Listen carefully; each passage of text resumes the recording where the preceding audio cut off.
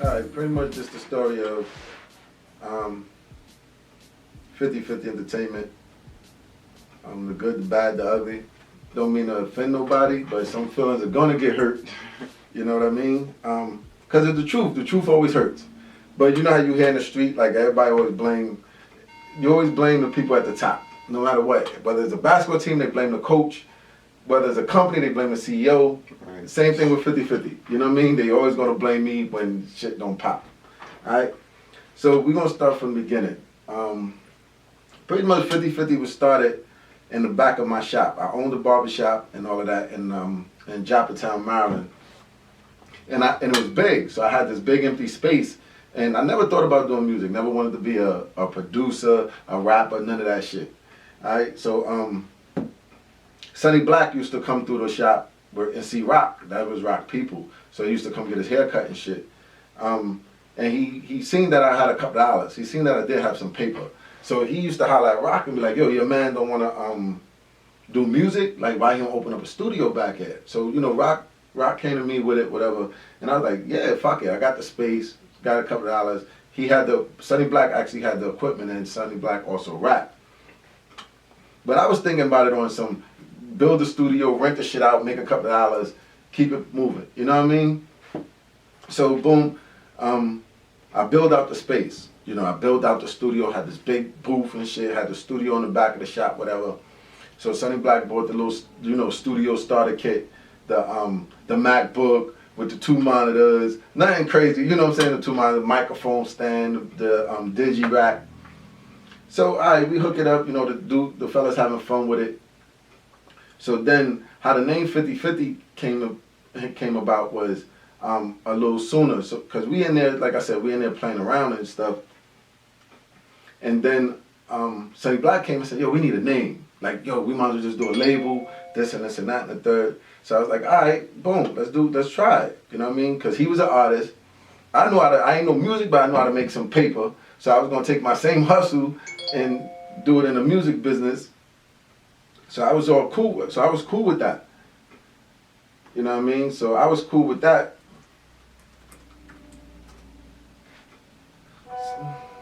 Pardon me. But yeah, so the name 50/50 is like this dude Earl and shit, scumbag dude and shit.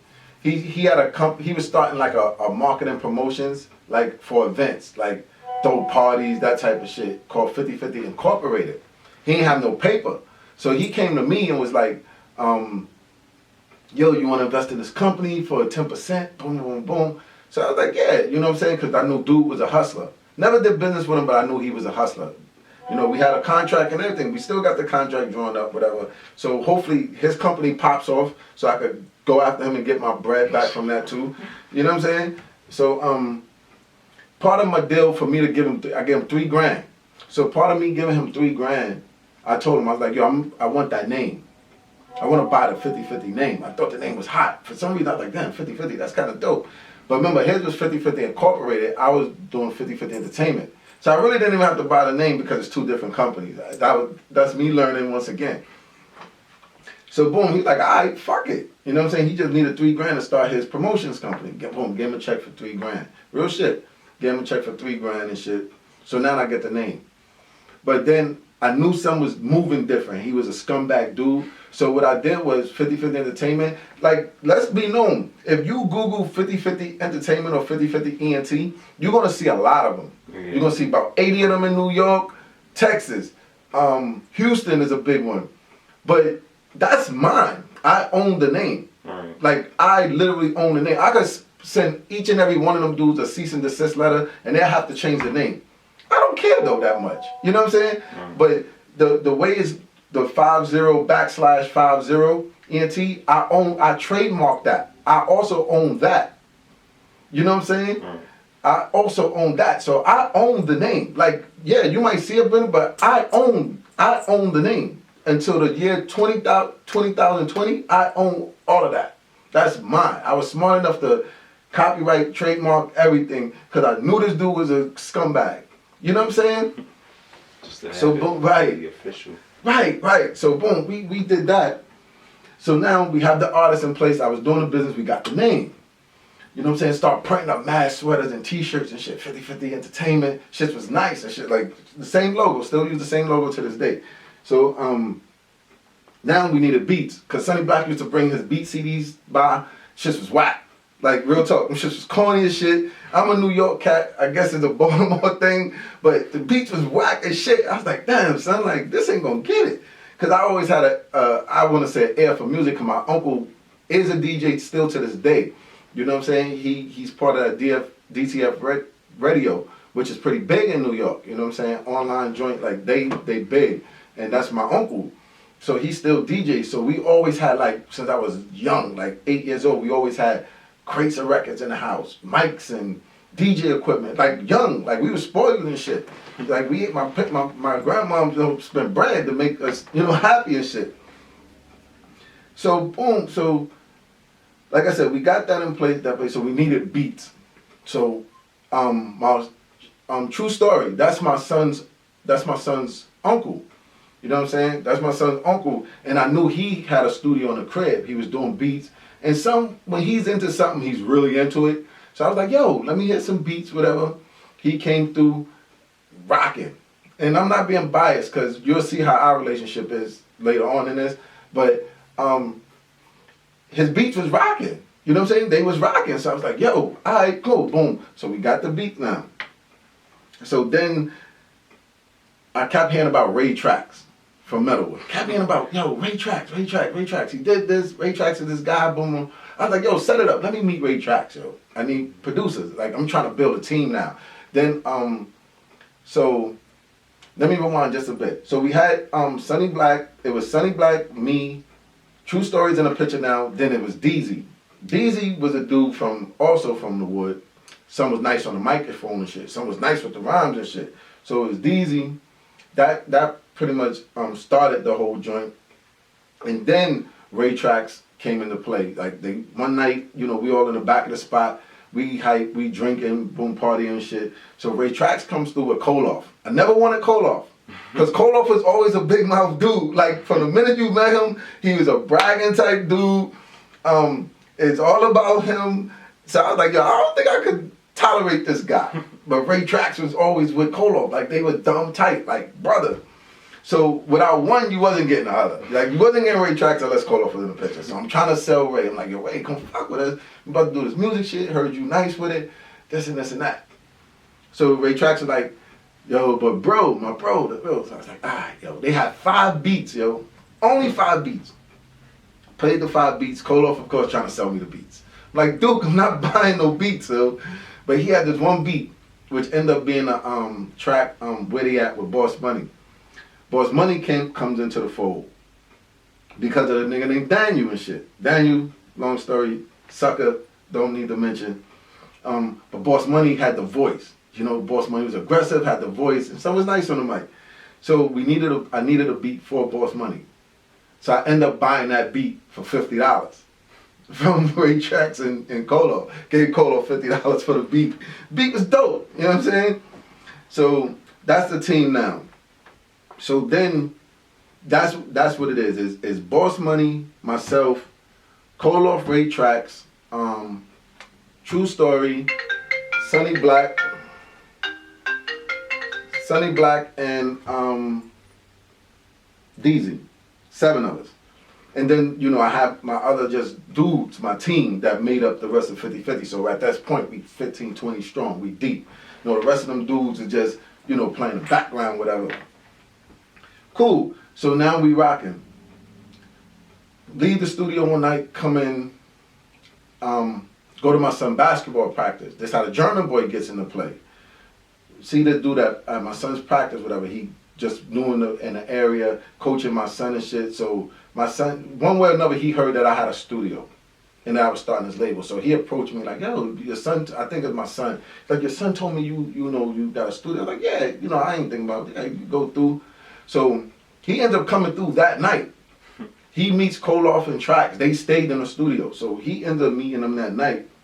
And of course, Koloff, who, if you know who Koloff is, he always got something to say about somebody, like in a joking manner. So, he getting on GB, this guy can't rap. Fuck this guy, like on the low and shit. GB end up could rap. GB really, really could rap. I leave the studio, come back the next day, they had a song done. A full song, hook, him and Koloff and GB. For something they clicked. Them two just happened to. And this is how the process start going. Every day we come in there, song done. Oh, damn, that's nice. Boom, song done. Boss Money, song done. You know what I'm saying? So I was like, oh shit, we picking up a little steam now. Mm-hmm. So with them five joints, I happen to have a contact in Hollywood, in California, dude named Randall and shit. Randall was actually the one who got Jay-Z's Hard Knock Life, the Annie sample. He got a release for Jay-Z. So he wasn't no anybody. You know what I'm saying? Dude lived in Hollywood Hills. You know what I'm saying? So I started shooting him our material to see if he'll be my entertainment lawyer. You know what I mean? So he was like, all right, I'll see. That type shit. Like, you my man, but I'll see if I could. Because he was like a little square. You know what I'm saying? He's like, some more nigga shit, whatever, boom, boom. But I'm working with him as my entertainment lawyer. Because now I'm up all night. I'm studying this music shit. I'm knowing you need a lawyer to read contracts. I'm knowing you need contracts. Especially if you plan on spending bread. You need these things in place. So the team was allowed to just be artists and producers, make music. True Story start bringing all this equipment, MPCs, keyboards, boom, boom. Studio starting to get crowded down because we got equipment, niggas in there 10 deep, we making songs, everybody happy, boom. So I ended up getting another property, which we built out a bigger studio. You know what I'm saying? We ended up building a big studio. So now we got the 50/50 shirts on everywhere, everybody's wearing them. I'm talking different colors, flavors, design, boom, boom, boom.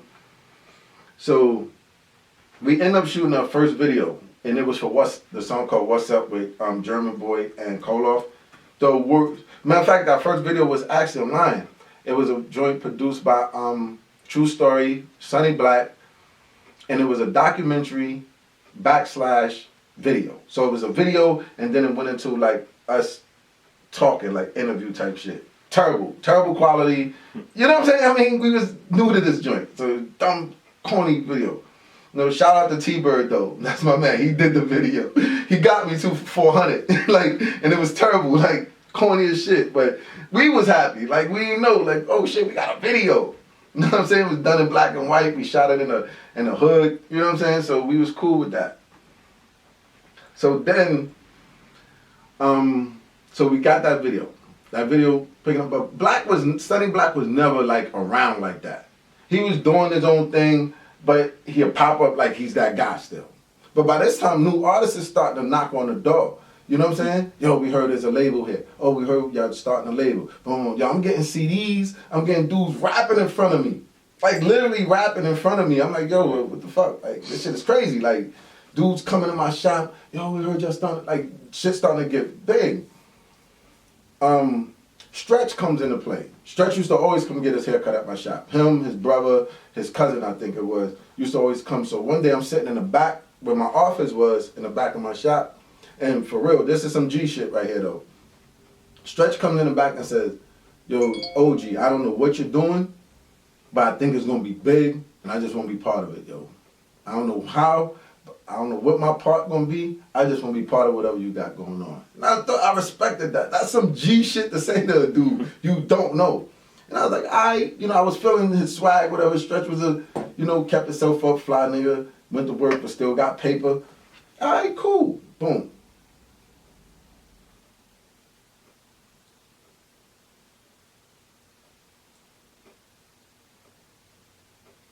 Yeah, so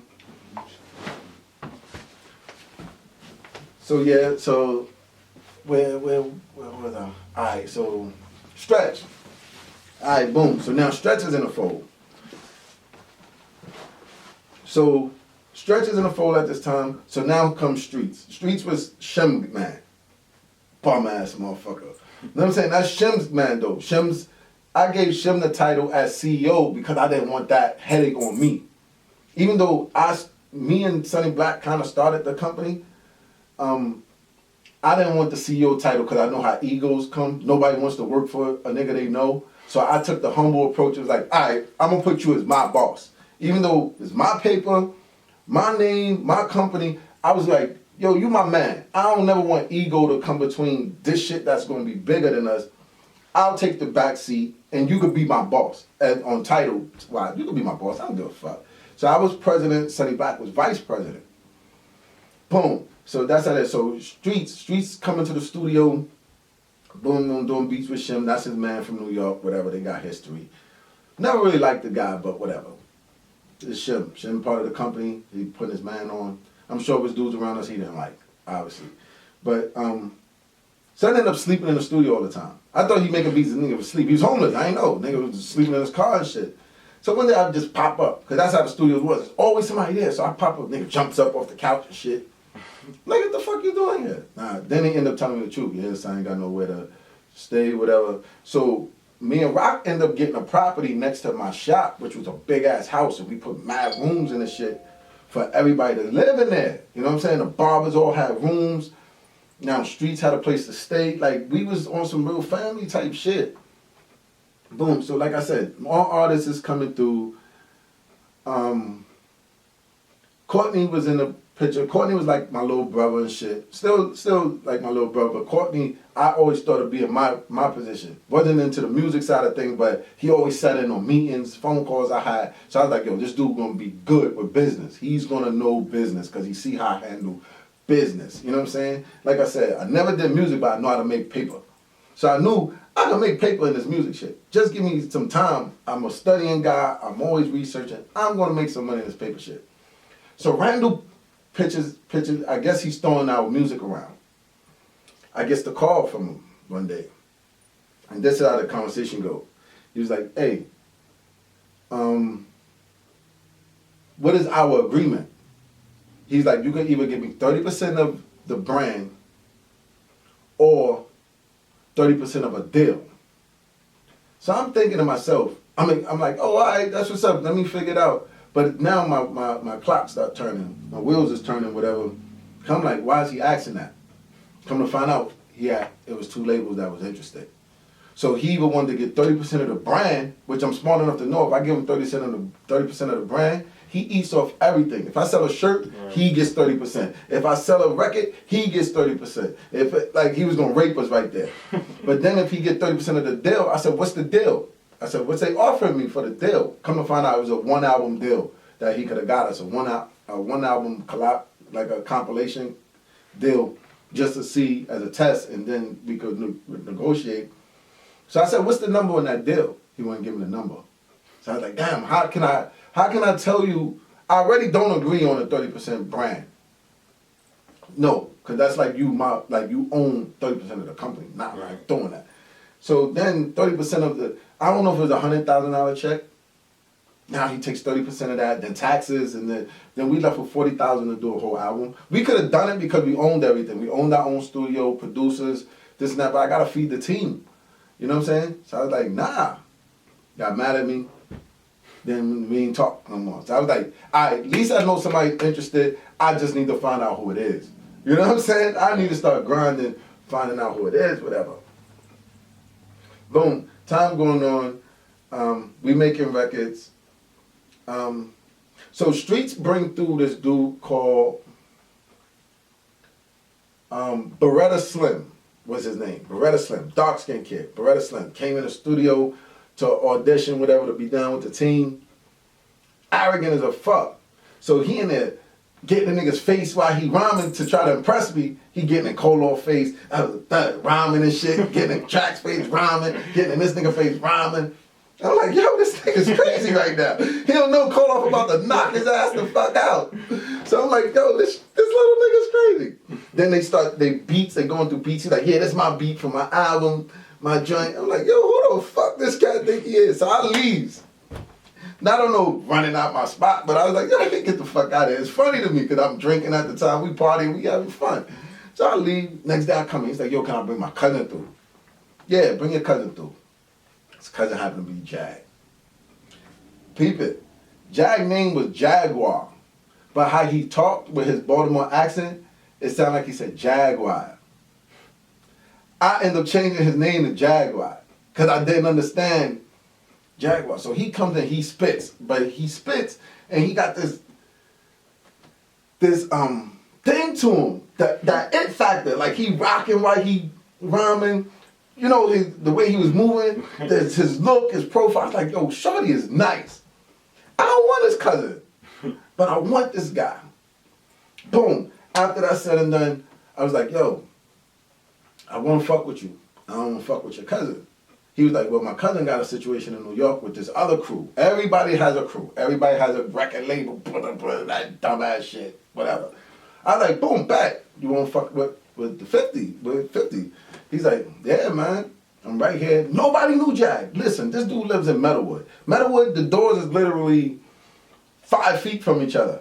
And nobody next door knew who this dude was.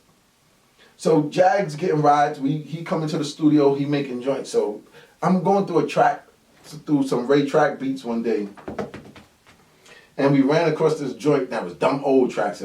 Tracks were like, yeah, I did that joint in like, what he said, like 05, 03, some crazy shit. Shit was rocking to me. I was like, yo, I like this.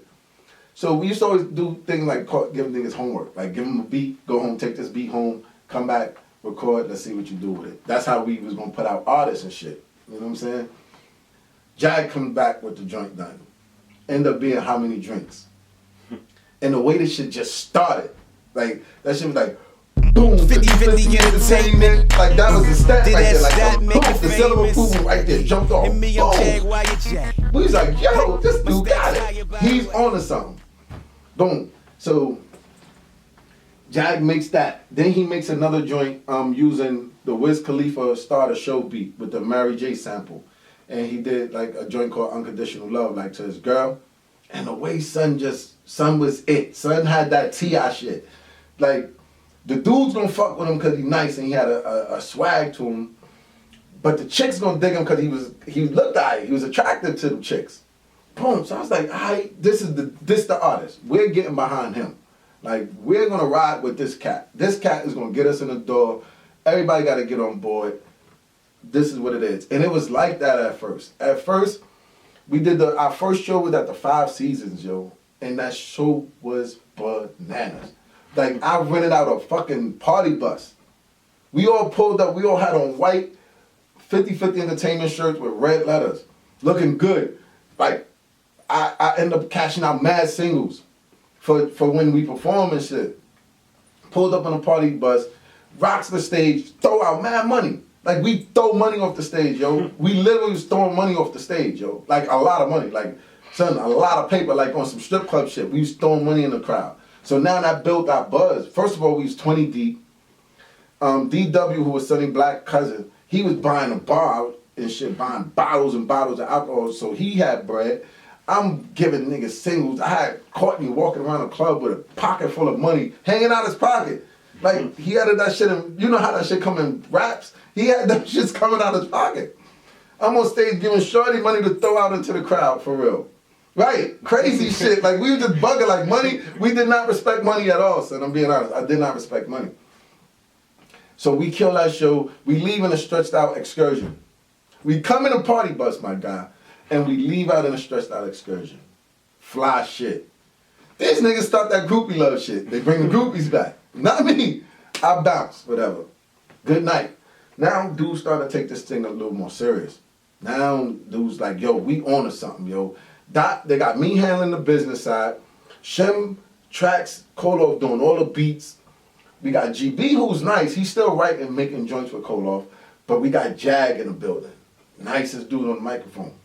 Now, Jag, we starting to build up buzz for his album. That's when we released the What It Is Jag to introduce him. Boom. You shot the video. That was our video. That was our make or end or break or that was the best time of our lives right there. That fucking video, yo. Cause it came out professional. Dope song. We laced Jag. Jag had on different 50 shirts. Put jewelry on the nigga neck. So had the haircut. We cleaned him up. But the crew was looking tight. Like everything was perfect at the time. You know what I'm saying? Everything was just working out in our favor at the time, yo. Which I don't understand how dudes are and shit. So, like, Jag is the only dude, and I'm telling y'all dudes right now, Jag's the only independent artist, independent like we was independent, that had a budget. Like, we literally sat down and was like, I'm putting 10 grand behind this dude's project. So we got 10 grand to make this dude hot. Who does that? Son, I put 10 grand of my own money on just Jag. 10 out my pocket, my dude. And right, then I got another investor to come and bring 22,000. Jag's budget was 32 grand, my guy. But you know, t-shirts, like advertising flyers, yo, it was a lesson learned because I was getting robbed too. You know what I'm saying? I was meeting niggas who seen that we had paper saying they could do this for the team. And they couldn't deliver. So I'm paying this dude $1,000 to say he could get me into this meeting. Never happened. Paying $1,000 for this dude for this. Wouldn't happen. Paying like word of mother. And y'all niggas know who y'all is, yo. Y'all, it's all good because the paper don't stop. I get paper. Like the paper don't stop, yo. We get paper. Y'all can have that. That's a gift. You know what I'm saying? So Jag's rocking. Them dudes doing shows at Howard. They doing shows in New York. Atlanta, we dropped the ball because Atlanta, we had Yo Face. Shout out to Yo Face. That's still my peoples to this day. She rolled out, she lined us up for the A. Like lined us up, had us doing studio, rap joints, fucking 2 parties in our favor to line the team up. Niggas didn't want to spend no bread. Just like now. Everybody want to do this mixtape dumbass shit. I never saw the point in doing a mixtape. But boom, so we building up steam. Jag's album, let me see if I could get it. Jag's album dropped, cause we was building up, picking up buzz, yo, and I'm telling you, and that's the thing, Jag's album, Jag's World was dropping June 26, 2012. Was that the date for see, look, we had everything on point, yo. Jag's album was dropping June 26th. And when I say dropping, I just lined up distribution for us. Worldwide distribution under Sony for us. I did that, like our shit. So we had that distribution deal set up, you know, so that means dude gonna be on iTunes, this, that. Like we was lined up. Radio play. That joint dropped. Boom, there it is right there. iTunes. Boom, see? Y'all see that? That's real shit right there. Jag's World drops.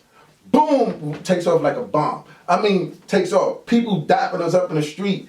Like, it's crazy. Like, we actually have a real independent buzz going with this artist. Jag won't show up, though. Jag got uncomfortable with being... Like, dudes say they want that celebrity famous shit. I think Jag struggled with it because now he literally went from dudes not knowing who he was that lives next door to him to walking in a supermarket and somebody grabbing his arm, he's jumping, and all dude want to say is, like, son, your shit is hot.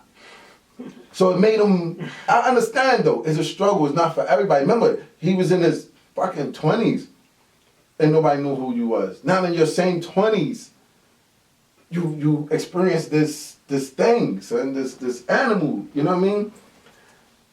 Rock buying his clothes, cutting his hair, for every show. So we kept him fly, we kept him maintained, but now him and his girl beefing a lot.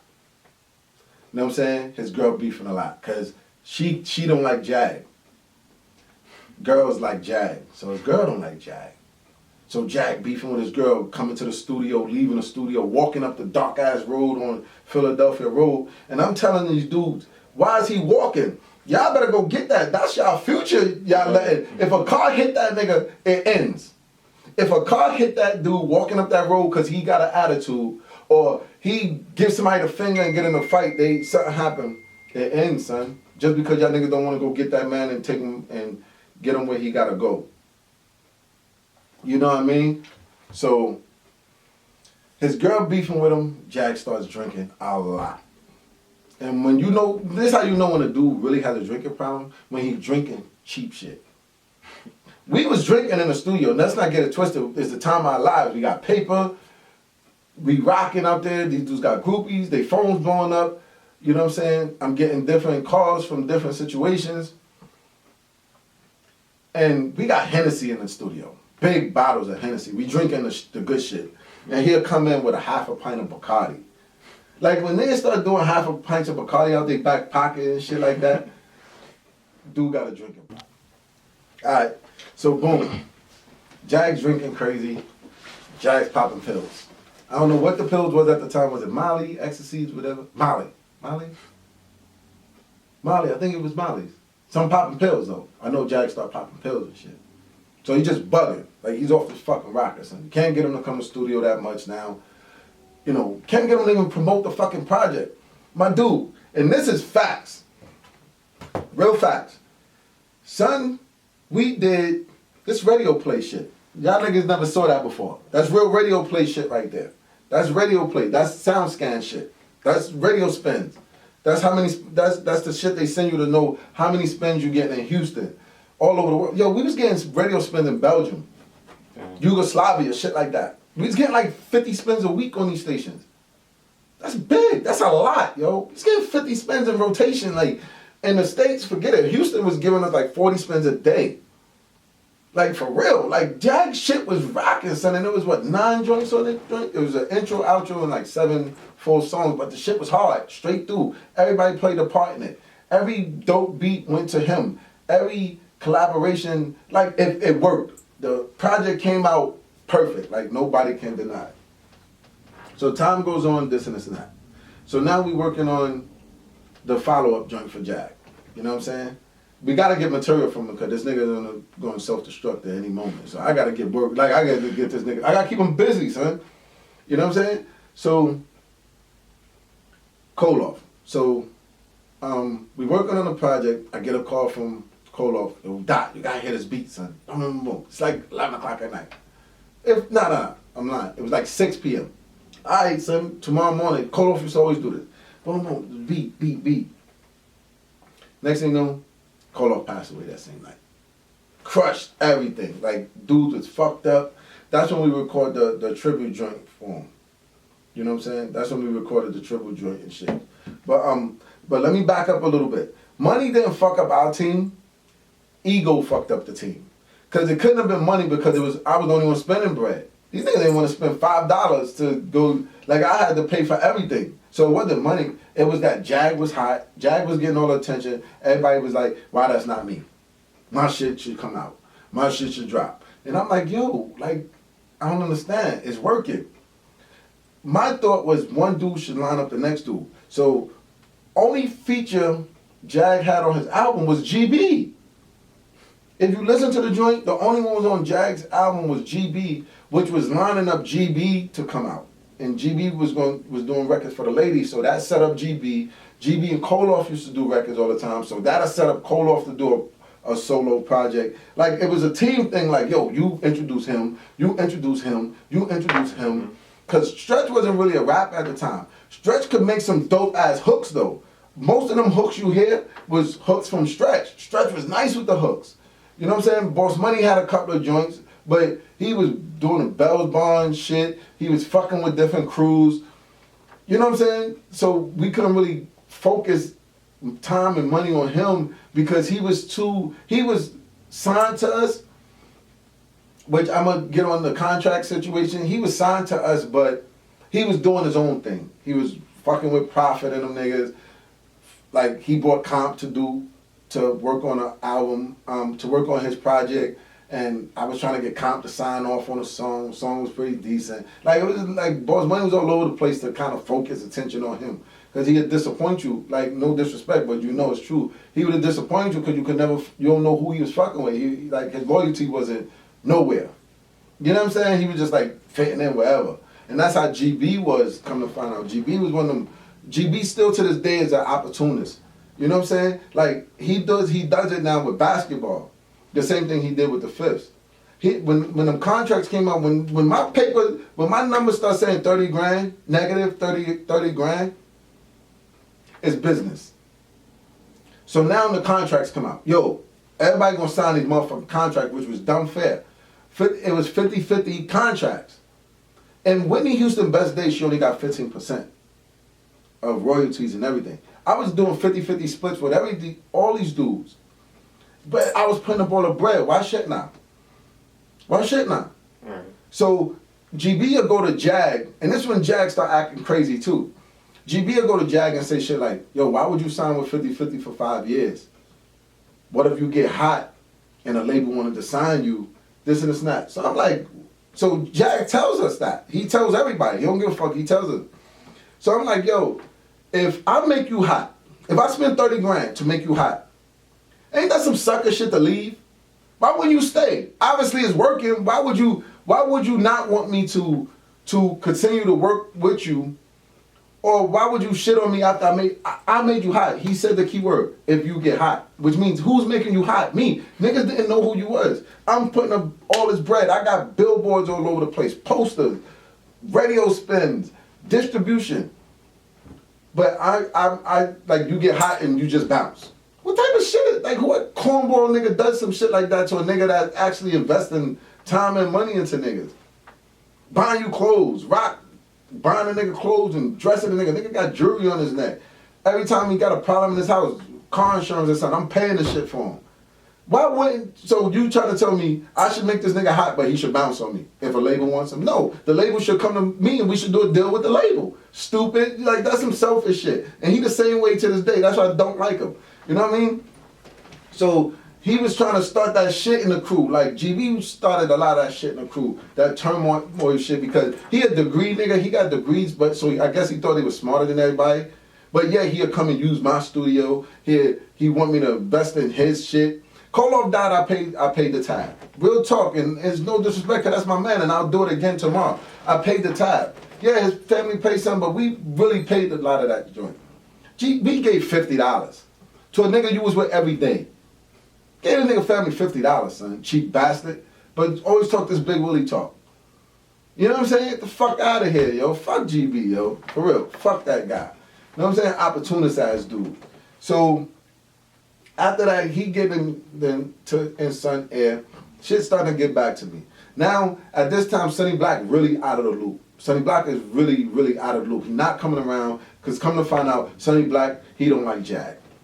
He don't like Jag. Jag was a nice guy. He never did nothing to nobody. Sonny Black don't like Jag because Jag got the attention Sonny Black thought he should have because he was the #1 artist there. You know what I'm saying? And he was vice president. And so Sonny Black was an egotistical dude too, man. Like, getting paper but never wanted to put paper back into the company, but wanted to call the shots. Stupid shit like that. Like, you know what I'm saying? So Sonny Black hating on Jag, GB hating on the company. Like, you should just bounce, but you stuck around. Like, you feel that way, but you stuck around. Like, that makes no sense to me. You know what I'm saying? Then our people in Atlanta end up telling her some shit about me. She ended up telling me, it's all good. Boom. You know what I'm saying? Like, sucker shit like that started fucking up the crew and shit like that. So, everybody ended up getting back together and shit. Like, kinda. Niggas just show up for videos, but only a few show up when it's time to go on the road and promote the videos, go to shows. You know, niggas ain't around like that no more. But now at this time, like I said, time goes on, Koloff passed. Really fucks up dudes. Because Koloff was really the mouthpiece for niggas. Like, he was the one, he was the one between me and the artist. When the artists felt like they couldn't come talk to me or Chris, who was the vice president at the time, they'd tell Koloff, because Koloff got a big mouth, and they know Koloff's gonna come back and tell me that shit anyway. So then I'll go right back to the artist himself, like, yo, why you ain't tell me? What's the problem? That's this and that. Because Jag went through that shit of that. I don't want to rap no more. I like crybaby shit. I like, nigga, this paper's up. You better get your ass in that studio. So, boom. So at this time, one thing, Koloff used to always tell me about Uzi Rule. Top. Wild dude, you know what I mean? But son, come on. Oh, he used to tell me about the top. But then he'll tell me Top is nice on the mic and Rule was nice on the microphone. But then he'll tell me Rule's story. Like, yeah, but he'll shoot the shoot up the block. I'm like, nigga, I ain't got time for that shit. It's business, like, you know what I mean? So after he passed, I ended up seeing Rue at the candlelight visual. And I was like, yo, come to my office tomorrow. Koloff told me about you, yo. Like, I at least owe it to my man to give you a shot. All right, that nigga was there. He was there. I was like, yo, you nice with it. He you know, did his thing, nice with it. So then I was like, all right, you want to sign something? I'm doing, like, we can work it out like this. Cause remember, this time Jag bullshit. Jag don't want to really do rap no more. GB's a snake. Nobody in the group trusts him when he come around. You know what I'm saying? But we need artists. So we start fucking with Top. Top ended up being a good artist, like a really, really, really good artist. You know what I'm saying? But Top made people uncomfortable because he was who he was. So niggas really didn't want to be in the studio with him. Cause they was like, yo, this nigga decided to pop off. What the fuck? Like, but he wasn't like that. He just wanted to be part of something. He was loyal and he was professional when it came to the studio and all that shit. So we started dropping, you know, little joints for him. We actually had niggas from State Property, Oskino Sparks and them, Baby Boy from the movie State Property and all that shit. Had him do drops on Uzi shit. We had Ambition, who used to be the group Pretty Ricky, on his shit. Like, Kid, look what I'm doing. Like, a lot of niggas up. I was getting him away from that street shit. I was turning him into more of a party type guy, cause yo, he had a swag. So I turned him to more of a party type, and it worked. It worked. Like, niggas was fucking with him. Like, yo, Top was really that guy, but you know, his trouble caught up with him and shit. So I mean, I wish that brother the best and shit. You know what I'm saying? Hope to see that nigga soon and shit. So down to Stretch. Stretch is getting better with the pen now. But Stretch was never loyal to 50. Stretch, I wouldn't say he was like GB, but he wasn't like, he never signed a contract. I don't even know if I gave him one. But he never signed the contract. But he was always there when I called him. Always there to come to the studio. But Stretch got nice with that pen. And then his hooks was nice. Like, Stretch is nice. Like, Stretch is really nice, like, with the pen. But he wasn't loyal to me to invest. You know what I'm saying? Because I was like, this is one of them dudes that I blow him if he out. And he already won for the in and out. So give him a couple of dollars and give him a push start. He gone. He ain't gonna catch him no more. You know what I'm saying? Because then he wanted to do his own thing when his man came home, IMG Entertainment, whatever. But I'm hoping niggas learn some shit from me, though, for real. I'm really hoping niggas learn some. So this is when shit start getting crazy. Jack start talking crazy in the streets. He ain't fucking with us no more. That's because his girl. Now, hold on. Let me rewind just a second. Mind you, when Koloff died, we threw this big event. Big outdoor event. Free food. It was a celebration for Koloff. We had the music out there. We built this huge stage. Rock built this huge stage. The artists performed out there. Squirrel Wild from 92Q came out there. Downtown Locker Room came out there. You know what I'm saying? Squirrel Wild from 92Q actually signed a deal with me, signed a contract with me. I was his manager for a year. But the contract he was in with 92Q was on some handcuff shit. Like, I couldn't move. Like, I could have had this nigga booked, but every time I have him booked, one way or another, 92Q found out and that shit would get shut down. So I'm like, yo, what the fuck? You can't have management? Like, it was just a complicated thing. But yeah, Squirrel was signed to us too. Niggas didn't know that. Squirrel Wild was signed to me, son. I still got the contract. Squirrel Wild was signed to me, son. Yeah, son. See, I'm moving out there. For Jag, I turned out $200,000 deal. I turned out $200,000. Hold on 1 second. Yo, what up? You up? You? Oh, okay, yeah. When you get a chance, yo, bring me some paper, yo. I'm trying to get this out to the homeboy. I'm at my office. I'll be at the office. All right, that's cool. But yeah, make sure you edit that. Yeah. So, so yeah. So what was that? I said we was at the part where. Oh yeah, I turned down $200,000 deals for Jag. $200,000 deals. Niggas wanted to buy him from me. But that didn't make sense to me because I had a whole team to feed. I always kept team first. It just sounded like it was working if people was doing Right. See, it was working. But I always kept team first, man. If I was a selfish ass nigga, I'd have took that $100,000 and went and chilled with it. I could have flipped 100 grand a couple of times. You know what I'm saying? So I was thinking about, nah, son, my whole team can't eat off 100. The fuck out of here. My team too big at that point. I need everybody to be good, and why would I let the nigga go? Like, obviously, what I'm doing is working. What we doing is working. Nah, you know what I'm saying? Like, make it make sense. Like, let's do something that makes sense, yo. You know what I mean? So time goes on, Jag talking shit. Black knocks out Jag. You know what I'm saying? God bless the dead, Black. Black hears him talking shit about us, and Black was really our guy. Like, that was my man. You know what I'm saying? So he ran up in Metalwood, saw Jag out there chilling, and knocks him out. Jag snitches on to the police and sends the police to me. You know what I mean? Jag sent the police to me. Boom. Police call on my phone. I gotta go to court. Order protection. They denied the order protection because I told her, your judge, I was like, nah, he owe me some paper. He trying to get this order protection so he won't have to get my fucking paper back. You know what I'm saying? Now Jag like, yo, can we do music? This? I was like, nah, son, like, yo, you niggas don't understand. With me, I'm not one of. Now they made me a pessimist because now I'm one of the people that expect the worst from people.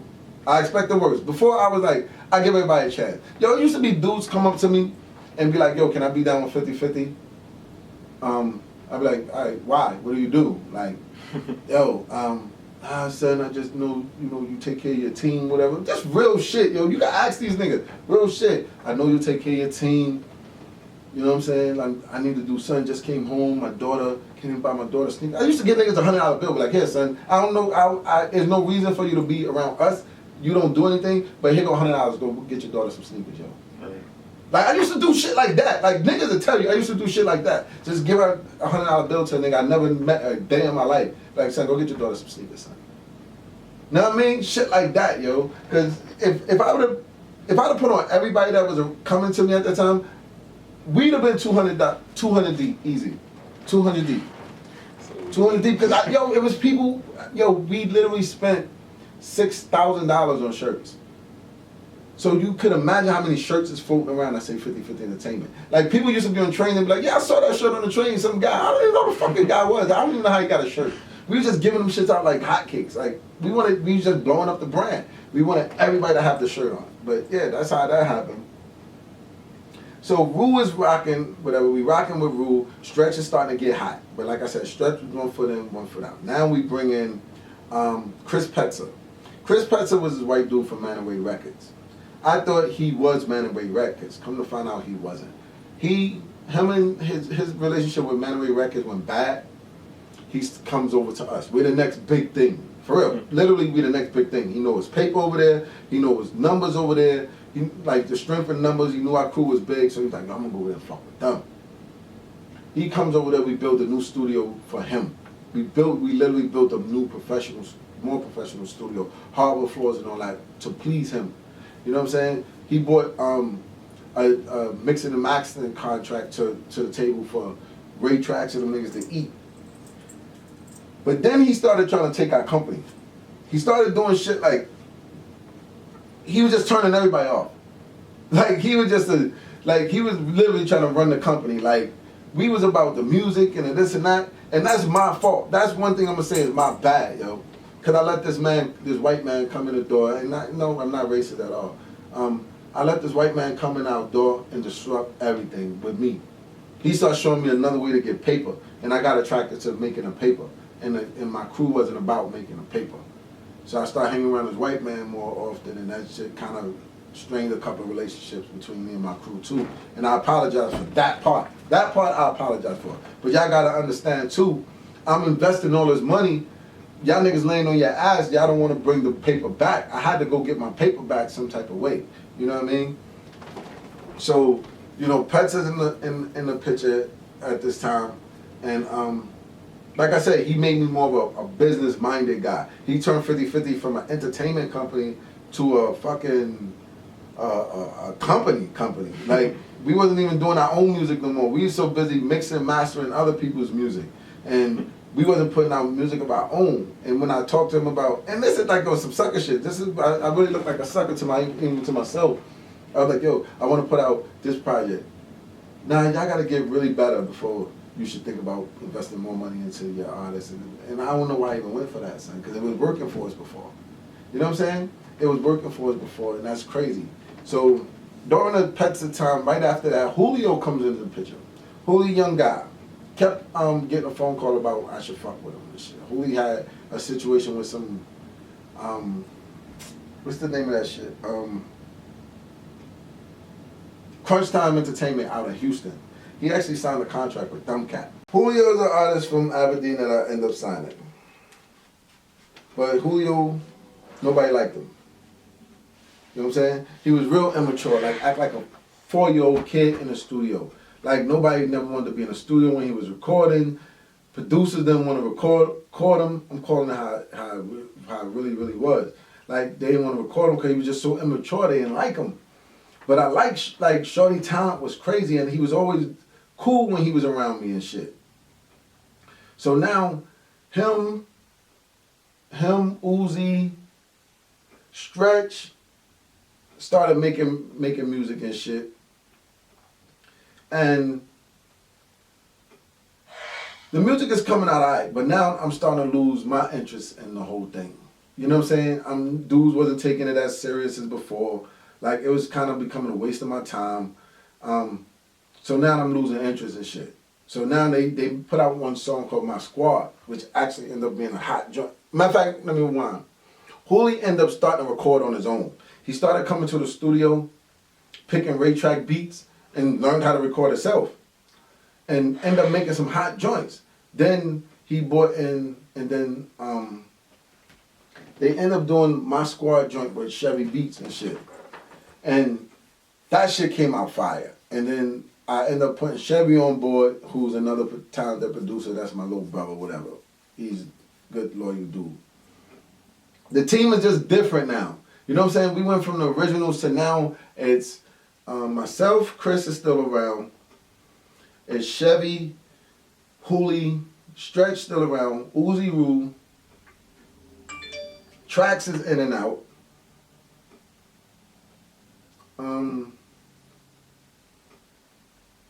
Yeah, I can honestly say that was the core right there, yo. Like it started looking real different. Like, yeah. Oh, Napa was on. That's when we put Napa. Uzi Rue's brother, Napa was on. But it started looking a little different. Like we wasn't looking like the same crew anymore. So we lost interest, man. Like I just lost interest in the whole thing. You know what I'm saying? So I'm sorry.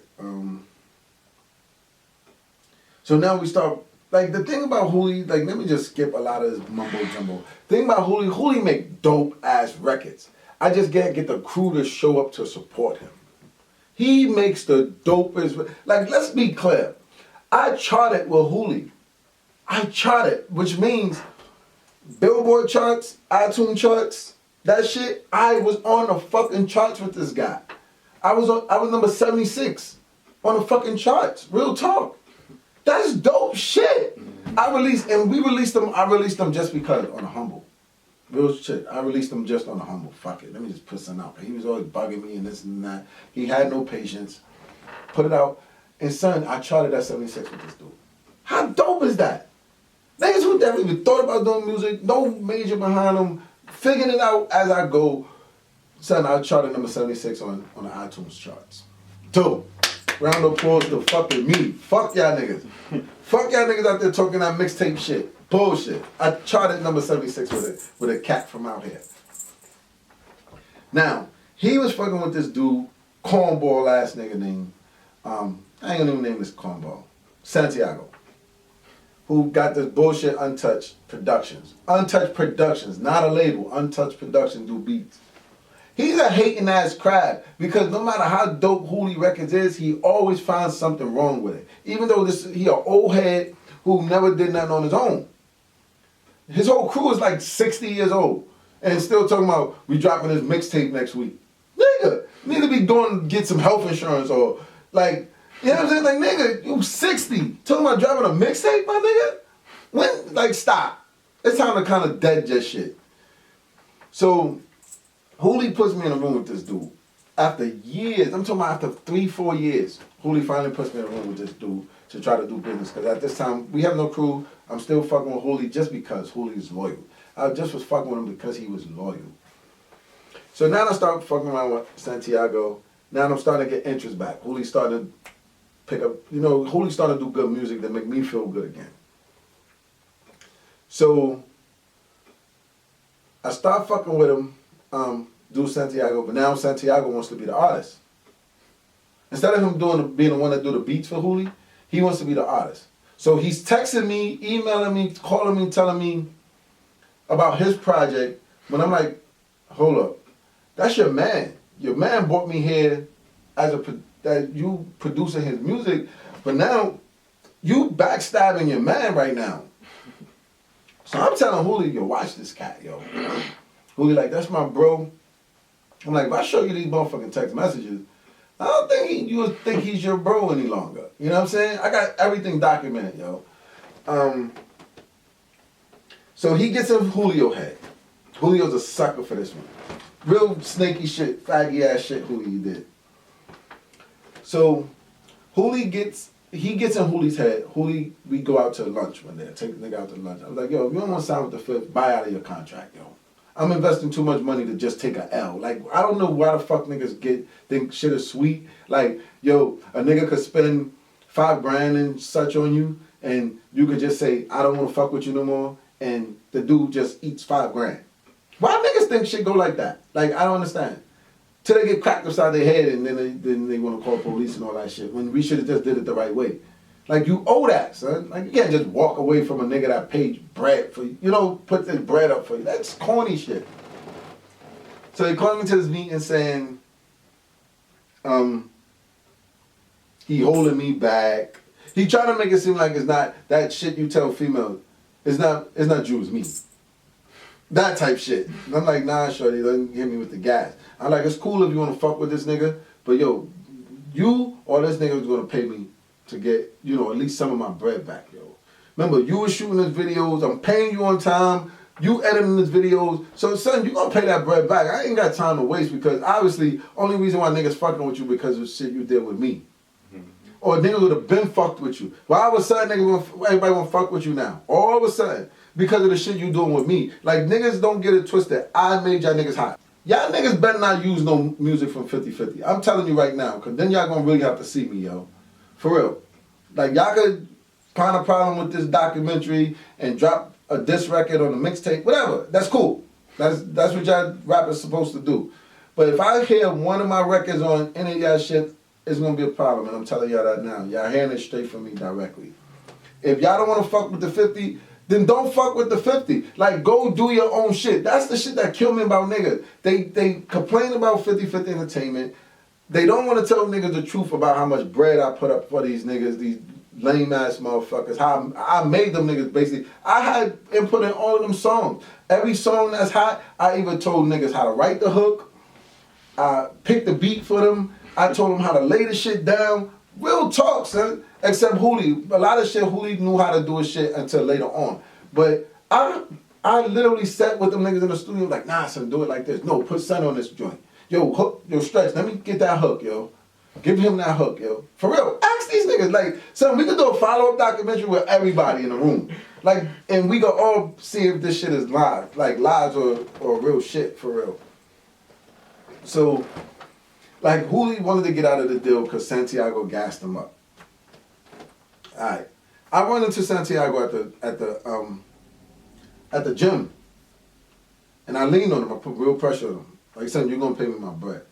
Straight up. And act like I'm lying. I still got the video. You want me to release this video? I'll release this video, son. Play with me if you want. I'll show niggas who you really are. And see how this nigga never even got out his car and copped the deuce. Like, about to cry. But then he's texting the OG, talking about he got a shotgun waiting for me. But yet, this video don't look like no shotgun, like shotgun should to me, homeboy. Really don't look that way to me. So play with me and I'm releasing this video. I want you to buck. And that goes for everybody, son. Like, that's real talk. Hooli out there put this shit on social media, and I'm like, dude, like, I be trying to keep this shit as peaceful as possible. Like, these dudes have no morals at all. Like, how do a nigga take care of y'all niggas? Literally, yo, son, I paid for transportation, food, clothing. Every studio we recorded in was mine. I paid rent on them joints. I bought equipment on them joints. Like, y'all niggas had a problem. I fixed the problem, especially if it was financial. Oh, my girl, here go 300-400. Like, real talk, son. Y'all niggas didn't pay a dime for nothing. So for y'all to come back and make it seem like it was me, when I obviously did my job, niggas was on the radio, niggas was on the charts, niggas sold records on iTunes, 3,000 records to be exact on iTunes, my nigga. I don't know 3,000 people. That mean I did my work. You know what I'm saying? I got a ASCAP check, my nigga. I got a check from ASCAP. Not even close to what I paid, but I did get a couple of ASCAP checks. I know how to get royalty checks now for all the work we did. So fuck y'all niggas. Real talk. You know what I'm saying? So he did that sneaky ass shit with Santiago. But lo and behold, Hoolie's still under contract. Image corny ass is still under contract. Jag ass still under contract. Boss Money's still under contract. Yeah, I want one of y'all niggas to get hot. I hope one of y'all niggas mixtape pop so I could go get my money. Like, you really think I'm stupid? I got enough pay. I have an entertainment lawyer that I can easily get my paper if one of y'all niggas pop. Easy. I let y'all niggas live. I let y'all niggas live right now. I let them niggas live. Go ahead, go get hot, son. I'll get my paper. I ain't gonna chase y'all niggas and go to jail and this and this and that. Or send the little fellas out there to come smack y'all up a little bit. I won't do it. I'm a business guy. I still make money regardless. I still make money to this day. Money is the easy part. You know what I'm saying? But it turns you off because I still get inquiries from artists that want me to manage them. And it turns me off because I was like, damn, niggas I really broke bread with. Like, niggas I really took care of did some backstabbing shit. How can I really fuck with a nigga?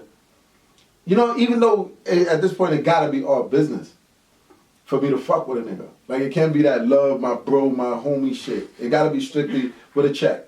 Alright, here go your paper, here go my paper, I keep it moving. Cause I'm still not, like, niggas ain't selling records no more, but I can do this music shit. Like, this music shit, I think too crazy. Everything them artists is doing to make money, them fucking major artists doing to make money, how they moving music. I was telling my crew to do that shit 3, 4, 5 years ago. Back in 2011, I was telling them, yo, let's move like this. And all them niggas, no, I want to do a mixtape, son. Fuck a mixtape. Fuck them corny ass mixtapes, my nigga. Like, for real, fuck a mixtape. How do I separate? Son, you know how many mixtapes I tossed? I frisbee the shit out of them damn things? Like, Rock was the biggest part of, like, one of the biggest parts of 50/50, yo. That was our road manager, our stylist, our voice piece. Like, he worked the room for us, like, all the time. Like, that dude is my guy. Like, Rock knows he's my guy. We still talk all the time. That's my brother for life. Shouts Rock. Now, Glenwood. Glenwood C, Glenn, Image, whatever the fuck his name is today. That's another dude that's kind of weird. And I'm going to tell you why I think you turned out weird. He started working with Queen of Beats, doing records, whatever. You know, she could auto-tune his voice. And I never was one to agree on auto-tune. I feel like if you could sing, you could fucking sing. Like, you don't, but he never had range on his voice. Like, he wasn't no fucking Teddy Pendergrass, no, like them dope-ass long. So I was like, yo, you need to be more of a hip-hop type singer guy. Because you won't have to hold a note. You know what I'm saying? Like, you get a dope-ass beat over, like, a hip-hop instrumental, and you sing on it, you gonna win. They didn't want to listen. Thought he could sing. Bombed. So then I started having Hooli write for him. Like, yo, Hooli, write for him. I think he felt some type of way about that shit. Even though Hooli is the better writer. Like, I started having Hooli give him reference. Not even write the whole joint, like, reference him. Like, I'll tell Hooli right there, like, I'll have a dope-ass R&B instrumental. I'll be like, yo, good, I got one for you. I'm like, yo, son, Hooli, right now, freestyle a hook. And he would. You know what I'm saying? Yo. Yeah. All right, cool. Right, so I guess he got in his feelings about that shit, yo. I guess Glenn got in his feelings about that because he was one that did that shit on the slide too. I just start seeing shit on social media, like somebody will say they don't fuck with 50-50 and he'll do emoji with a thumbs up or some slick shit, like some corny ass shit. But anyway, I ain't have a plan for you anyway, dude. Hope your mixtape at 35 years old works out for you. Peace. Like, go ahead, do your thing. Boss Money just said, fuck this rap shit. Boss Money's a working guy. You know, he agrees with everything I say online. Like, I'll post little jewels on social media about, you know, after a certain time you gotta go to your plan B. You can't have your family starving and still talking about you going to drop a mixtape next week. That's stupid. That's dumb shit. Boss Money, but that's still, we cool. Whatever. Jag don't know. Like, honestly, I know Jag moved to San Diego with his girl after Black knocked him out. Got down with some group there. Put out the worst record ever in the history of records. Shorty ended up messing with another dude. Jag moves back here and vanished into Baltimore. He's in the Baltimore streets somewhere. I hope he's alright though, man, because, you know, we worry about you, dude. Like, wasted talent, man. Uzi, unfortunate, my brother had to do some time. Like, life caught up with him. Shout out my dude Uzi. That's all I'll speak on that. Chevy Beat still doing his thing. Chevy still producing, working on movie soundtracks, that type of joint. He's smart. He listens. Chevy listened to me. Like, for some reason he don't follow through, but he listens to me. He listens. You'll see him start to kind of do things like I tell him to operate, it'll work, and then for some reason he'll just make the left turn when he should still keep going straight. Like, but, you know, Chevy's going to get it. Chevy's going to win. Guaranteed. Chevy's going to be one of them niggas that win. Hooli, man. Nothing else to say. Karma gonna. Hooli will sell his mother out for, like, Hooli's a crew jumper. Like, one minute he want to be down with him, next minute he want to be down with him. Like you said, you saw him with another artist. He's over here, one minute he over here, he growing out his hair, cuts his hair, he Black Power one minute, then he Illuminati the next. Like, he just all over the place. Like, Karma's gonna fuck him over so bad. Real talk, don't wish him bad, but Karma is gonna catch up with him and put a foot in his ass. Cause he's just such a dirty motherfucker, yo. Like, I have messages and you know I do, so I dare you to try me. Son disrespect, like, straight ripped his moms apart to me. You know what I'm saying? Like, straight, yeah, my mom, like, and I keep this shit. Like, son, like, I keep this shit. His stepfather, who he had called me to try to get him out his contract on some gangster shit, but he don't know, like, let's not do that. And that's why I saw him, and you see it and turn into all that shit, that phone fighting shit. So I have messaged him talking about him. Like, he will destroy anybody to try to come up. And life doesn't work that way. You know what I'm saying? The last time job I heard he had, he was standing in front of like a Walmart ringing the bell for Christmas, talking about give me change in a bucket. Real talk. And stop acting like you don't, because I have a nigga on the next documentary talking about that shit. Like, he's just a bum. Like, he's just a bum. Like, Hooli's a bum. Hooli's a bum. I said it. Now, respond to me if you want, son. And I'm going to release every text message, email I have, I will release it. I want anybody who disagree with me, if you want to talk about it, call me. My number's still the same. Call me. We can talk about it. We can set up the documentary part 2, and we all can speak on it. We can make this a series if you want to. Like, everybody can speak their part. Hopefully y'all drop your own documentary. And you know what I'm saying? Clear some of this stuff I'm saying. I'm just speaking from my side of things, how I was. Like, you can sit there and make it seem like you wasn't this person if you want, but you were that person.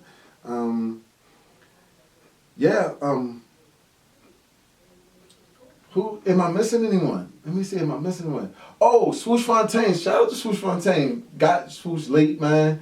And that's my guy. Got him late, man. I wish I would have got the Swoosh earlier, yo. I really do. Swoosh is dope.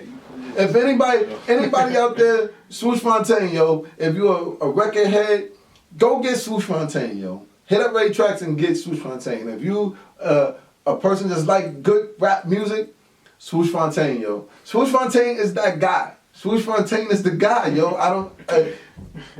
Drop y'all mixtapes if y'all want. Just don't stand next to Swoosh Fontaine because he will tear you apart. Swoosh Fontaine is that guy, yo. Swoosh Fontaine is the guy. Like, all I can say is, yo, the music business is funny, yo. Like, dudes are funny. Like, I keep hearing, like I said, Stretch. Hopefully you're, like, you talented, dude. Hopefully you and your crew figure it out, like, for real, man, because you a dope talent. You getting up there in age, so if you want to do it, you need to do it now.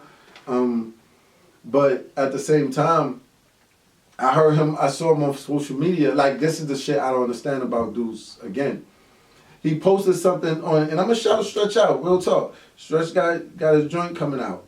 Shorty 21040, something like that. I mean, it's Stretch, but I saw you post to Image, y'all need to put out the joint that y'all did with the 50s. Don't do it, son. I'm just being honest. Like, no, you shouldn't, because that's mine. Like, nah, son. Do what you doing here. I'm going to give you a shout out. There you go. That's Stretch shit. Bounce to that. Start bounce right there. Like, son, there's no hate in me, son. I want you to win, yo. But nah, no, you and Image shouldn't, yo. Maybe y'all could recreate something else. But to try to recreate those times, I don't think would happen because of everybody that was in play at the time. You know what I'm saying? It's just certain shit that adds up.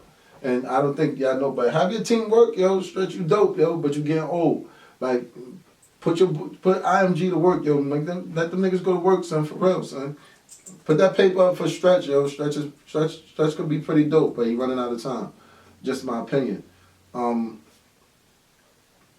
And for y'all to claim y'all got these labels and shit out here, what I recommend to y'all, just keep your paperwork tight and watch these niggas around you, son. Like, you're not a label until you make money, yo. You're not an artist until you actually make money. Like, that's rule number one, yo. And, you know, keep your circle tight, yo. Make sure these dudes is about their business, yo. Don't waste your time, yo. Music business is real different. You got to get creative with it. You can't just put out a mixtape and say, yo, this is going to blow. Because a lot of niggas ain't going to listen to that shit. You go order 5,000 CDs and you're going to be stuck with them in your house. Watch. You're gonna be stuck with them shit, yo. Especially if you pay for them. You're going to be mad at yourself. Like, fuck that shit. But shout out to the niggas that I think coming up. Gutter, Vinny Vega. Shout out to him. Shout out to Merc. All them two dudes need is a manager, and I was thinking about it. I think they just need guidance, and I think Merc could win. And I thought about reaching out. I really think they could win, as if they keep it. Like, I ain't gonna give it away. Y'all could pay me, and I'll help y'all. I'll give y'all some direction. But yeah, I think they could win if they get it together. And like I said, man, I missed a lot, yo. There's a lot I didn't talk about, yo. Like, for real. There's a lot that I didn't talk about on this joint, yo. It's a lot. Like, we had good times, but we had bad times, yo. Shit was crazy. Like, shit was real crazy. But, you know, shout out to everybody, yo. You know what I'm saying? Hope everybody about their paper. Hope some of y'all niggas change. Hopefully y'all ain't like that no more. Hopefully some of you dudes ain't scumbags. But I hear everything. I'm still out there. And some of you still are scumbags. So, you won't win. You won't win that way. You won't win being a scumbag. Trust me. But yeah, hopefully y'all follow up this documentary with your own documentary. So that way, when I release the next one gonna be good though, son. Like, this was on a humble. This is my mixtape right here. Like, this is my version of a mixtape right here. I'm not a rapper. So I gotta do this. This is my mixtape. The next one, matter of fact, I'm gonna do a movie. You wanna do a movie, son? Yo, we're gonna do a movie on this shit. Real talk. We're gonna do a movie on this 50-50 shit, son. It sounds pretty interesting. I'm doing a movie. When we gonna drop this movie? This movie gonna drop September. September, son, I'm telling you. So that give us some time the summer to I'm gonna put some actors in play. We're gonna spend some money and we're gonna do a movie release, and we're gonna do a release for it too. And hopefully y'all show up, yo. Hopefully some of y'all play yourselves in this movie. Like, holla at me, let's do it. Like, let's do a 50-50 movie and some of y'all play y'all own selves, but y'all gotta be honest. Cause I'm doing the writing on this movie too. Like, but yeah, yo, shout out to y'all, yo. Hopefully y'all not scumbag no more. But peace, yo. Shout out to Rebels Rock Crowns, I Kill Productions, Smithco Films. This is the first joint. Many more to come. Later. You got Dot in the building, President 50-50 Entertainment. What's up? Chris BP of 50/50 Entertainment. Chillin', 50/50 what it do. Hello world, know who it is. It's your boy Jaguar Jaguar J. J project out now. Yeah, we got the front runner of Jaguar J, Jags World, over 400 digital outlets. Guten Tag to all my haters, bound to be the greatest. Universal flow, stars gon' play this. Sun gon' shine when my foot's up in your anus. The way I kill cats is a crime, call me heinous. Yep, almost famous, no exaggeration. Fans in many countries, worldwide syndication. Flow authentic, yours assimilation. Keep getting money cause I rise like inflation. Direct communication, phony rappers hate them. Charlie eating healthy, no fry, I fillet 'em. Anger cause mayhem, dragon layer slay 'em. Treat 'em like the mamba in the clutch when I jam. German engineered, dudes, yeah, I paid it. About to take my spot at the top, Himalayan. Guillotine the game, rappers all decapitated. How you supposed to blow when your style stay inflated? 50/50 deep, wild out like Safari. Chump talk slick, get nicked like Amari. Highly underrated is Checkpoint Charlie. A one-man army, kill your roster Bob Marley. Really picking up radio play in a whole bunch of different states, actually countries also. We in Belgium now, playing the How Many Drinks Jaguar J joint. The cool thing about 50/50 is that we have such a diversity of storylines. Give me room so I can breathe. 50/50 balls, soldiers at ease. It's gonna take more than long arms to box for balls. Marciano Tyson, all in one. See me in the street like your boy Tommy Gunn. You might win some, but I'm that one. Combination add up and leave you stunned. Call my nigga clump up and make you run. Hold that nigga hollow tips from the gun. Rob you through your jewels and Jordans after I'm done. My heart going cold, so I make bodies numb. Mobsters jump in your car, cut out your tongue. Send a hit squad like Sosa did Tony. Two to your head, leave your body afloating. Boss money in the building, boasting, bragging. Say something, nigga, and I'm a rich to rag ya. I'm the German boy, and my storyline is simply that I'm from overseas, born and raised in Germany. German is my first language, came to the US. Now rolling with 50/50, very happy, very deep. And niggas can't tell me shit. I give a fuck where you from or who the fuck you can get. First cat out of line, I'ma pass him a clip. But the clips that I'm giving's not the kind you hit. Don't play with me, nigga, cause tricks is for kids. I get close enough and pop a shot through your wig. I hate you, bitch, if you ain't part of the fam. And I don't need no introduction, niggas know who I am. And if you don't know, I'm the one that's tatted like a biker. Balls dry to calm in the trunk like the sniper. Try me, nigga, and you'll see I'm no liar. Go to work on your ass, blow torch and pliers. Niggas got questions good, I'm the motherfucking answer. I would laugh if your mother died from cancer. And yeah, I know you loving this shit. This is 50/50 anthem, get off my dick. Story 50/50 Entertainment CEO/producer. This is the next movement, the last movement, the only movement. Check this movement, stay with us, pay attention. We're not bluffing, we on our ground. You know what I mean? It's our time to shine. I mean, what I rep, rep till I die. 50/50. Always live forever. 50 Entertainment. Told these bitches I'm coming, now I'm here and they running. She tryna pose for the camera, she just frontin' though. And you know that I'ma get it in the booth. You was hating, now you when they call us true. Smile, take your excuse. I stand fire through the roof. You ain't like it, go with do. Step 2, a real boss if you choose. Yeah, mine, I'm the right one. Throwing blows like my name is Mike Tyson. Take your hype, son. Shorty man sprung, wanting my attention, but it wasn't my intention. But you know, shit happens. Now you mad and I'm laughing, and you broke while I'm stacking. And I got what you lacking. I can't help that you slacking. Just know I'm here for the taking. This cook crack music in the making. Laughing at you cause you hating, but it's not for debating. Don't worry, got you boo, Louis and Pradas too. Company 50/50, you know what I'm saying? It's self-explanatory. You got 50 and 50 coming together to make 100. Everybody here gotta play their part. I mean, the team is real strong. Guess who's back? You know, we got our boy Sonny back in the building. A big shout to Sonny. Shouts to the team. It's 50/50. 50/50 Entertainment celebration and collaboration.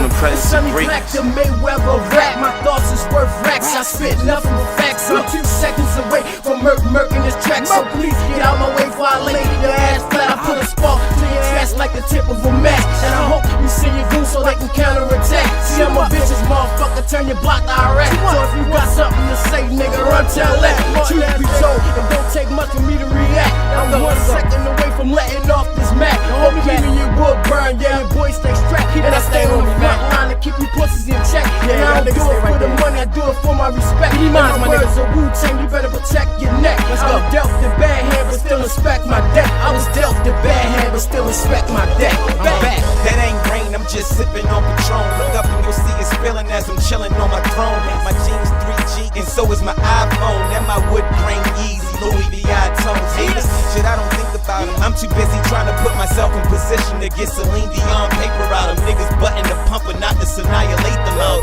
Jag ain't sweet, it's nothing now I late about them. Bricks of Benjamins and my denim resemble textbooks. Shoes big on the coupe, tires thin in the checkbooks. Money long chill. Nigga, you smell that? It ain't ribs, that's 100,000 on the grill. My flow realer than Hurricane Katrina or the ball fist of Ike when he brutally beat Tina. I'm realer than the feeling you get when pushing the beam on some deep dish sixes, the color of Noxema. They hated when I left, but I'm alright because I knew I had what it take to blow up like a racket's covered in dynamite. And you ain't gotta like how I shine, but your mama might. That's why I clutched the 800 round llama type. Love domestic violence, swing a knife in your dumb ass. That's probably why drama's best known as my bus pass. Same ones hate me when I come back starstruck, watching me make it rain out the drop dumb bar truck. The chain at 62 toned it because the ice so big that people can actually downhill luge on it. Lotus look like a slither with snakeskin shoes. Hey, just pop a pill and make the hook say Jack.